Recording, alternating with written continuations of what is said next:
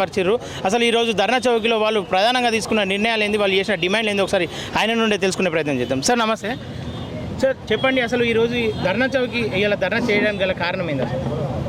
Phone ట్యాపింగ్లు, KCR కుటుంబ పాలన ప్రతిపక్షాల మీద దాడులు చేసిండ్రు. వాళ్ళందరూ ఫోన్ ట్యాపింగ్, పార్టీలకు అతీతంగా ఫోన్లు ట్యాపింగ్ చేసిండ్రు. వాళ్ళ మీద దాడి బీజేపీయే కాదు, అది టీజేఎస్ ఉండని, కమ్యూనిస్ట్ ఉండని, కాంగ్రెస్ ఉండని, అందరు ప్రతిపక్షాల నాయకుల మీద ఫోన్ ట్యాపింగ్ చేసిండ్రు, దాడులు చేసిండ్రు, బైండ్ ఓవర్ చేసిండ్రు.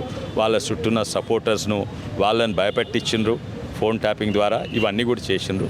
దానివల్లనే పోయినసారి టీఆర్ఎస్ మళ్ళీ ప్రభుత్వం వాళ్ళు ఓడిపోతారని తెలుసు.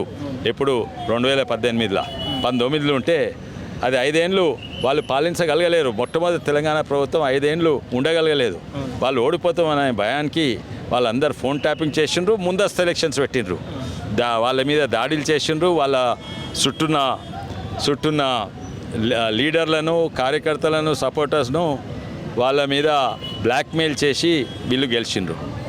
అదే అప్పట్సన్ జరుగుతున్నాయి. కానీ ఇప్పుడేమో నిన్న మొన్న జరిగిన ఫోన్ ట్యాపింగ్ మీద ప్రత్యేకంగా దృష్టి ఉన్నది. ఎందుకంటే మొన్న అసెంబ్లీ ఎలక్షన్స్, నిన్న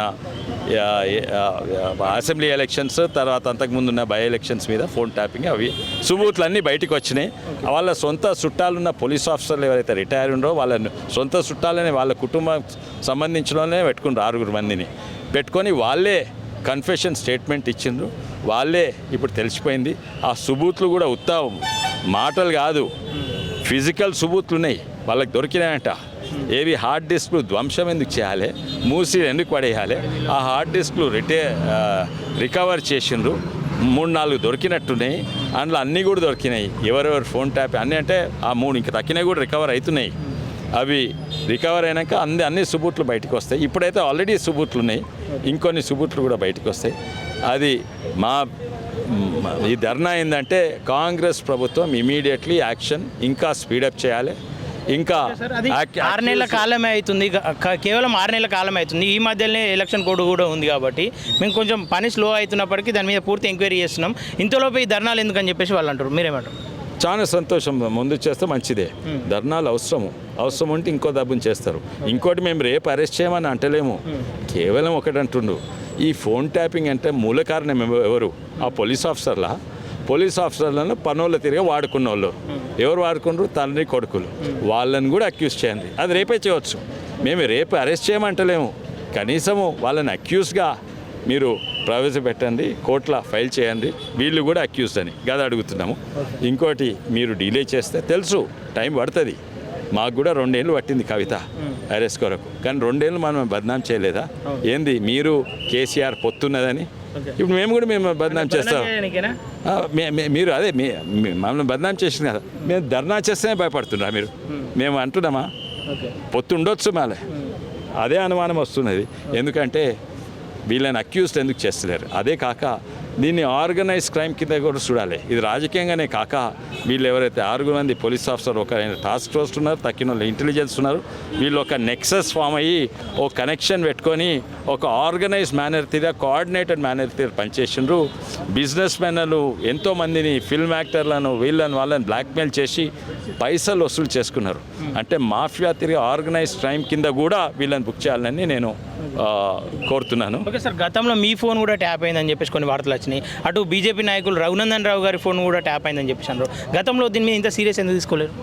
తీసుకున్నామని, ఎందుకంటే వాళ్ళే అధికారం నుండే కంప్లైంట్ చేస్తే ఎవరికి వాళ్ళకే చేస్తాం. నేను కంప్లైంట్ కూడా చేసిన, రాసి ఉన్నది నాది. అది 2019 ఫైల్ చేసిన, 100% చేసిండ్రు. ఇది నాకు 2017 చేసిండని తెలుసు. టీఆర్ఎస్ వాళ్ళని అడుగు, అందరినీ చేసిండ్రు. ఆయన ఎవరిని నమ్మడు. అందరినీ టీఆర్ఎస్ నాయకుల మీద కూడా చేసిండ్రు. అప్పటి చేస్తూ వస్తున్నాడు. అప్పుడు దాని ద్వారానే తెలిసిపోయింది ఈయన ఓడిపోతున్నాని. అందుకే ముందస్తు ఎలక్షన్స్ పెట్టింది. కానీ 2017లో నాకు తెలిసి నేను ఆల్రెడీ రాజీనామా, నేను పార్టీ నుంచి వెళ్ళిపోతున్నా అని చెప్పి ఏడాది అయినాక వెళ్ళిపోయినాను. వాళ్ళు డిజాల్వ్ చేసినాక నేను వెళ్ళిపోయినాను. వాళ్ళే తెలంగాణ అయితే నేను ఎలక్షన్స్ ఉన్నప్పుడు నా మీద దాడులు. ఈ ఫోన్ ట్యాపింగ్ కాదు, ఏదేదో యంత్రాలు, స్పై కెమెరాలు కొన్నారు, హ్యాకింగ్ సాఫ్ట్వేర్లు కొన్నారు, తర్వాత ఈమెయిల్ హ్యాక్ చేసే సాఫ్ట్వేర్లు, కంప్యూటర్లు హ్యాక్ చేసే సాఫ్ట్వేర్లు కూడా వాడినరు వీళ్ళు. అండ్ నా ఆఫీస్ మీద దాడి చేసి, అంటే నేను కూడా కొన్ని ప్రికాషన్స్, కొన్ని పద్ధతులు వాడినా ఎట్లా అంటే ట్యాపింగ్ అల్కా చేయకుండా వాడినాను. కానీ సుబూత్ దొరకకుండా నా ఆఫీస్ లోపలికి వచ్చి నా కంప్యూటర్లో హ్యాక్ చేస్తున్నారు. ఈ ఇద్దరిని పట్టుకున్నాం మేము.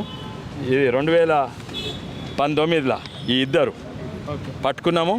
నేను కంప్లైంట్ ఇచ్చిన తర్వాత ఏంటంటే డీజీపీ గారు ఫోన్ చేసినా అవును అప్పుడు అయితే అవుతుంది అన్నారు.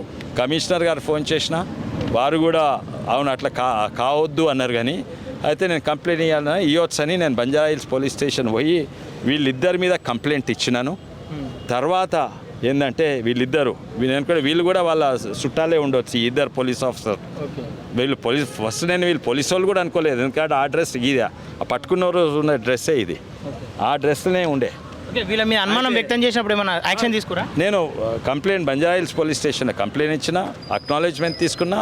దాని తర్వాత వీళ్ళు 2 రోజుల తర్వాత నా మీద ఆరోపణ. ఎందుకంటే వీళ్ళను మా ఆఫీస్లో పట్టుకున్న వితౌట్ వారెంట్ ఇట్లా రేట్ చేస్తే పోలీసు వాళ్ళు వితౌట్ ఇది సస్పెండ్ అవుతారు. 2 రోజుల తర్వాత నా మీద ఎఫ్ఐఆర్ ఫైల్ చేసింది ఏంటంటే వీళ్ళిద్దరు పోలీస్ ఆఫీసర్లంట. వీళ్ళిద్దరు రోడ్ల మీద ఎందుకంటే రోడ్ల మీద పట్టుకొని వాళ్ళ బట్టలు చింపి గుంజుకపోయి నా ఆఫీస్ రోడ్ నెంబర్ 12 బంజారాహిల్స్ 35 సాయన్ క్లేవ్లో నా ఆఫీస్లో ఒక ప్రైవేట్ జైలు ఉందంట. జైల్లో లాక్ చేసిన. అది చాలా పెద్ద నేరము. అది గిట్ట నేను చేసి ఉంటే 7 ఏళ్ళు ఇప్పటి వరకు నేను జైల్లో ఉండాలి. కానీ నా మీద ఎఫ్ఐఆర్ ఫైల్ చేసి మళ్ళీ కేసు ముంగట సాగుతలేదు. అట్లే ఉన్నది. తప్పనిసరిగా ట్యాప్లు నా మీదే కాదు ఇంకా ఎన్నో సందర్భాలు ఉన్నాయి. నాకు చెప్తే మీకు అర్థమవుతుంది. కొన్ని సందర్భాలుగా ఫోన్ ట్యాపింగ్ 2 విధాలుగా ఉంటాయి. ఒకటేమో ట్యాపింగ్ చేసి రికార్డ్ అయితే తర్వాత అన్ని వింటారు. ఇంకోటేమో లైవ్ ట్యాపింగ్ అంటే వాళ్ళు హెడ్ ఫోన్ పెట్టుకొని వింటూనే ఉంటారు. అది కూడా అయింది నా మీద. ఎందుకంటే నేను 10 నిమిషాల ముందు చెప్పినా మా అందరం హైదరాబాద్ పబ్లిక్ స్కూల్ ముంగట కలిసి ఉస్మానియా హాస్పిటల్ కరోనా అప్పుడు నర్సెస్ చనిపోతున్నారు. వాళ్ళకి ఓవర్ టైం ఇస్తలేరు. వాళ్ళకి పీపీపీ కిట్స్ లేవు. అందుకే మేము అందరం కలిసి జస్ట్ 10 నిమిషాలు కావాలని ఫోన్లో చెప్పుకోలేదు. ఎందుకంటే ఎల్లుండి కలుసామంటే పోలీసు వాళ్ళకి తెలుస్తుంది. అందుకే నేను టైం ఇంకా డేట్ అండ్ లొకేషన్ ఓన్లీ 10 నిమిషాల మీద ఒకరు ఫోన్ చేస్తాను అని చెప్పుకొని పోయే వరకు అక్కడ పోలీసు వాళ్ళు నుండి మా అరెస్టేషన్. అంటే వాళ్ళు లైవ్ ట్యాపింగ్ కూడా అవుతున్నది. సార్ ఇప్పుడు రేవంత్ రెడ్డి కేసీఆర్ కుమ్మక్కారు అని చెప్పేసి మీరు ఏమైనా అనుమానం వ్యక్తం చేస్తారా? నాకు అనుమానం లేదండి. వాళ్ళు కుంభకారు అని నాకు నమ్మకం ఉంది. కానీ ఢిల్లీ కాంగ్రెస్ పార్టీ కేసీఆర్ కుంభక్ అయినట్టున్నారు. ఎందుకంటే ఇక్కడ చేయబోతుంటే చేయనిస్తలేరు అని నాకు.